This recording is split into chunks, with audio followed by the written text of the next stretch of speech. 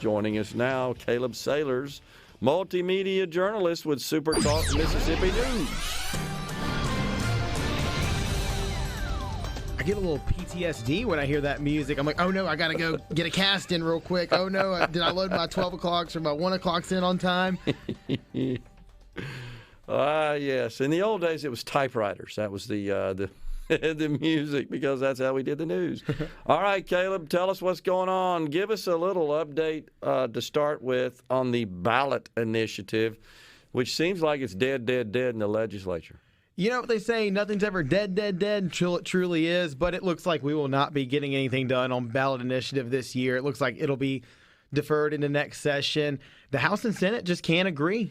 They can't agree on the number of signatures. The House wants 106,000 signatures. The Senate's like, no, that's not enough. We need 240,000 signatures. And, you know, we had Senator McCaughan on earlier, and we had Representative Fred Shanks on earlier, and it just seems like those two entities haven't really seen eye to eye on the matter, and there seems to be some sort of infighting between the two chambers on the issue. But the House, specifically Representative Shanks, seems to be very adamant that, you know, the initiative process is something that's very important. Despite the Supreme Court shutting it down in 2021, they believe that, you know, citizens should be able to enact legislation and not rely on the session, the 90 days that they're working on proposing new laws in Mississippi.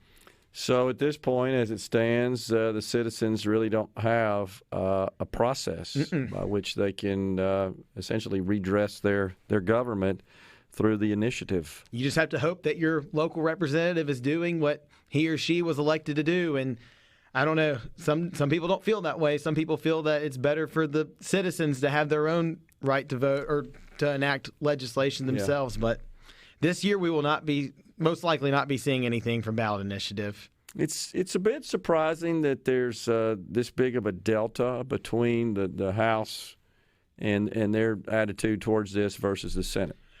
Yeah, I don't understand what that's about. I don't understand the feud or the level of angst between the two of them, especially regarding the signature number. It seems a little arbitrary to me, but I don't know. That's a little minor spat they have on the issue, and we'll see what they do on it again next session. Yeah, no doubt. All right, what about ballot harvesting? That's something that got more attention in the last presidential cycle and to some extent in the midterms than ever. I don't think folks even thought about it, but in the state of Mississippi, the governor has signed a bill which would essentially prohibit ballot harvesting. Yes, Governor Tate Reeves signed Senate Bill 2538 into law, saying that, you know, ballot harvesting is illegal in Mississippi. You can't do it. Only if you're going to send in a vote by mail, only like USPS workers or anybody specifically designated by the state can pick up that ballot. So you can't have political operators going to like a nursing home and taking all of those ballots and submitting them to be,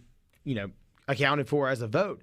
And I think the governor's stance on it and the legislature's stance on it, or the ones who voted for the bill, was that it kind of opens up Pandora's box for corruption. You saw what happened in Pennsylvania and Georgia and in Arizona in the last election cycle, and a lot of people thought that there was fraud with regards to the mail-in ballots and ballot harvesting in and of itself.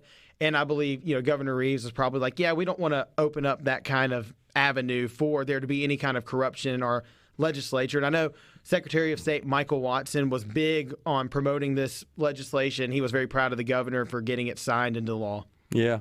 Well, it just creates all kinds of problems for those, such as the Secretary of State, who are trying to maintain the integrity of elections. It can just get a little radical and out of control before you know it. And there's certainly people who need help to get their ballot. They're perhaps convalescing, or there are other issues. It could be in their home, could be in a nursing home or a medical facility, and they just can't go on Election Day. And so it's reasonable for someone to assist them get their ballot done and get it turned in so they can exercise their right. But when you've got political people out that are soliciting them is what it boils down to, that kind of crosses the line. Yeah, and that's why there are parameters set in place where there are individuals that are given permission by the state. The USPS your postal worker can pick up your ballot, a family member, someone designated by the state. It's just to keep bad actors from acting with nefarious purposes. Yeah, absolutely. Foreign-owned land. This is something else we've seen that's gotten a lot of attention of late. China, in particular, has been fairly busy across the country buying land. So China owns, this was from, I believe, Becky Curry said this on air here, that China owns approximately 192,000 acres of farmland in the U.S., and she enacted this legislation, House Bill 280, that would initially it served to prevent foreign agencies or foreign governments from purchasing land in Mississippi. Well, the bill was amended, and now it says there's a study group created, and the governor signed this into law now, so there will be a study group looking into matters on foreign-owned land in Mississippi, kind of the effects thereof of whether they purchase land, what they use it for. I don't know if China owns any land in Mississippi specifically. I know that the majority of foreign-owned land in Mississippi is owned by the Netherlands. They've owned like 70-something thousand acres in Leake County. I didn't know that. Yes. And it's a lot of like forestry. Are they cultivating it, farming it? Yes. Or? Okay. And using the wood. And okay.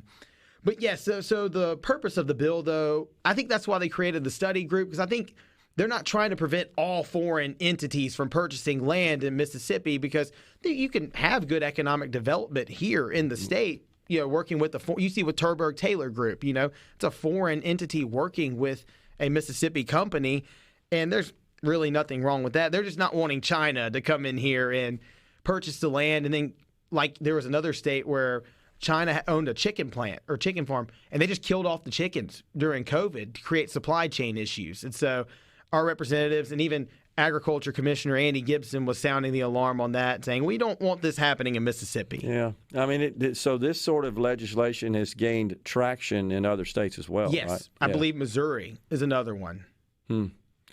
Well, given that they seem to have risen to the level of being our biggest threat from a security perspective, national security perspective, our most ardent foe, of course, the TikTok hearings that have been going on the last couple of days in Washington have really got folks thinking about how much we want China to be kind of woven into our society. When you see on the congressional level nationally, when you see Democrats and Republicans coming together and agreeing that TikTok may not be the safest platform, and if you're not even allowed to have TikTok on your government device in D.C. and even here in the state of Mississippi, that's why legislators nationally were like, yeah, we need to look into this, despite the CEO saying, no, China's not spying on anybody. Right. And so our most precious asset in Mississippi is our agriculture and our farmland, and that's our most valuable resource. And I think the state's looking to protect that, especially from bad actors,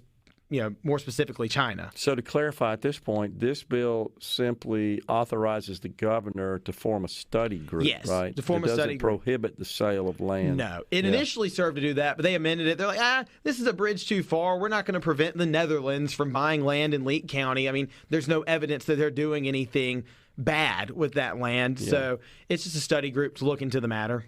All right, so the white-tailed deer situation, something we talked about early on and really haven't said much about it since then. What's up with that? Well, there were two pieces of legislation on it, one on the House side, one on the Senate side. Both died.